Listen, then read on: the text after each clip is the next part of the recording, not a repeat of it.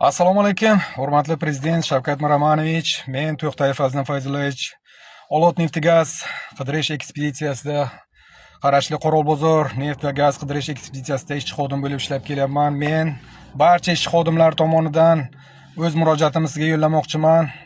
Umr oy bo'libdi-ku, maoshimizni olmay kelyapmiz. Boshqa soha vakillari o'z vaqtida maoshini olib kelayotgan Yangi O'zbekistonda bizaga hech qanaqa maosh berilmayapti, ob'yem yo'q deydi.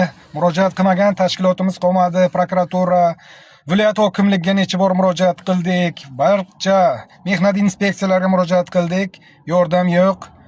Yangi yil arafasida hamma joyda bayram nishonlayotgan bir paytda bizning yuragimizda nima deydi? Chiroq yo'qsa yorishmaydi. O'sha uchun hurmatli prezident, ushbu murojaatimni inobatga olib, bizga amaliy yordam berishingizni so'rayman. Oylik maoshlarimizni undirib berishni so'rayman.